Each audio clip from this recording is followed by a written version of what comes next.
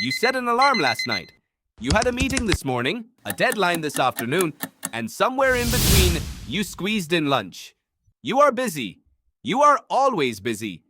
And somewhere in the back of your mind, a quiet voice tells you that ancient humans had it worse, that they were out there every single day, sprinting after animals, fighting off predators, barely surviving until the next sunrise. But that voice is wrong. And the real answer is far stranger.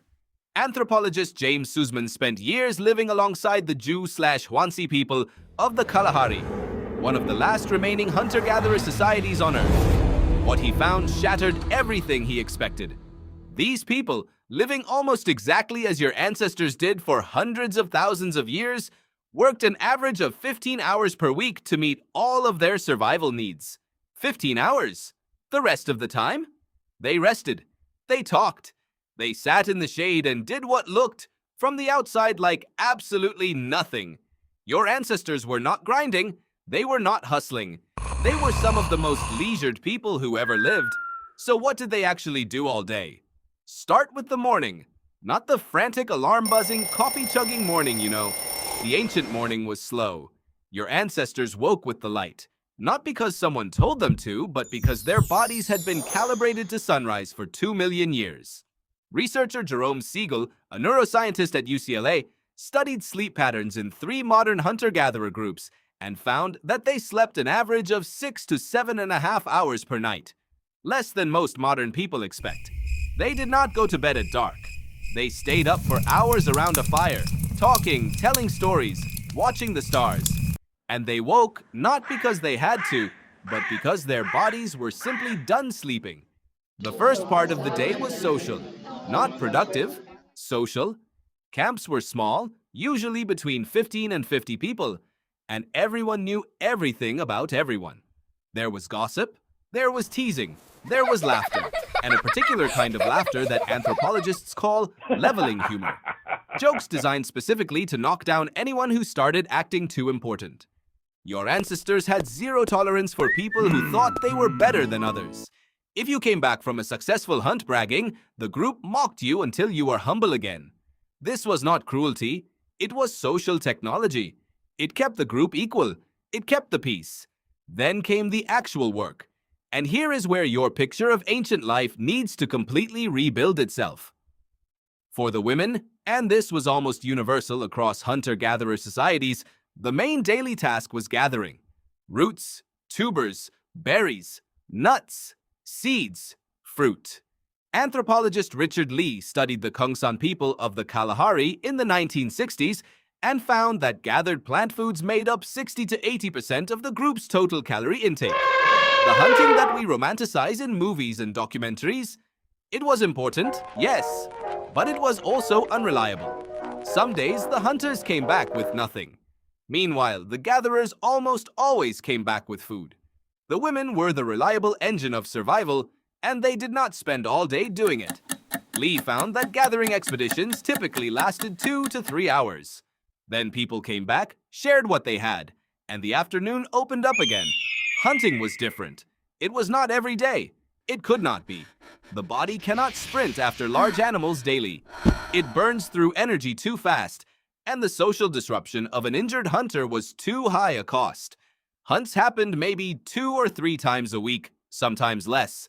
They lasted hours. They required tracking, patience, and a kind of deep ecological knowledge that took decades to build. Your ancestors knew which direction a wounded animal would turn based on the shape of its footprint. They could smell rain changes. They could read the behavior of birds to locate water. Anthropologist Louis Liebenberg, who has studied persistence hunting among the San people of southern Africa, found that these hunters could track and run down animals across distances of 20 kilometers or more. Not because they were faster than their prey, but because they could think, plan, and outlast them in the midday heat when animals had to stop. That kind of hunting required rest afterward. And so the afternoon came. And the afternoon, for most of human history, was yours. Not yours in the modern sense. Not filled with errands, side projects, and screen time. Yours in the oldest sense. Children played, adults napped, elders taught. Skills were passed down not in classrooms, Can I try? but through doing. Yes, like this. A young girl watched her grandmother weave a basket for weeks before she tried it herself. A boy learned to make fire not from an instruction, but from watching until his hands knew the motion. Learning was not separated from living. It happened the same way breathing happened, continuously, invisibly, as part of everything else. There was art, more than most people realize. Your ancestors painted on cave walls not as a rare religious act, but, according to a growing body of research, including a 2021 study in Cambridge Archaeological Journal, as a regular expressive habit. Some cave sites show hundreds of individual visits over thousands of years. These were not cathedrals. They were studios. They were the places your ancestors went to make something and look at what others had made. Music happened around fires. Rhythm came before language, some researchers believe. Your ancestors were not surviving too hard to have culture. Culture was how they survived. And then, the fire. Everything about the ancient evening organized itself around fire. Primatologist Richard Wrangham, in his landmark research published in Catching Fire, argues that cooking over fire was not just a dietary habit, it was a cognitive revolution. Cooking food made it easier to digest, which freed up energy that the body had previously spent on raw digestion, which allowed the brain to grow. Your brain, the brain you are using right now to process these words, exists in its current form in part because your ancestors sat around fires and cooked food for hundreds of thousands of years. But fire did something else. It extended the day. Before fire, your ancestors' social world ended at sundown. After fire, the evening became the richest part of the day. Anthropologist Polly Wiesner analyzed recordings of conversations among the Jew/Hoansi people around fires and found something remarkable. In the daytime, most conversation was practical, organizing tasks, resolving disputes, discussing resources. But at night, around the fire, the content shifted almost entirely. Stories dominated.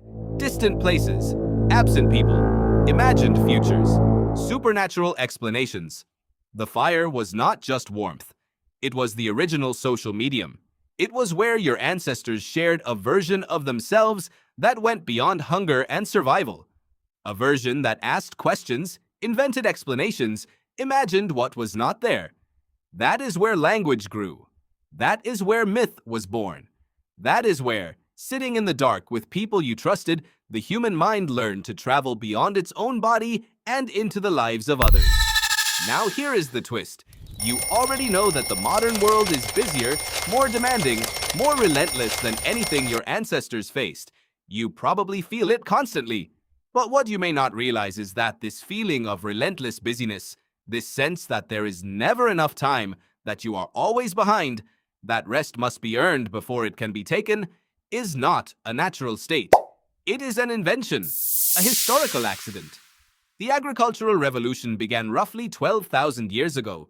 Within a few generations, the structure of your ancestors' days transformed completely.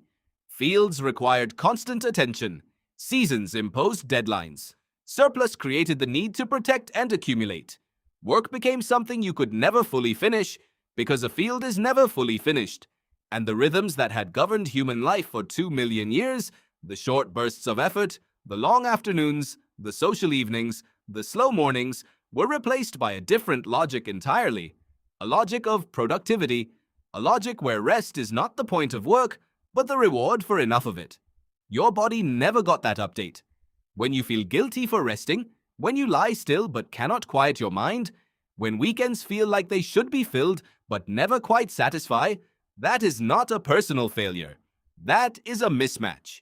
You are running 2-million-year-old software in a 12,000-year-old system, and the error messages are everywhere. Suzman, after years of research, concluded that the sense of material contentment the Zhu Huanzi demonstrated, their relative freedom from anxiety about the future, their ease with not accumulating, their comfort with doing nothing, was not a sign of a people living without ambition.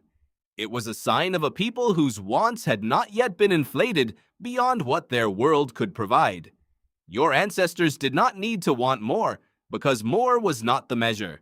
Tonight, when your day is done and you finally stop moving, something old in you might surface.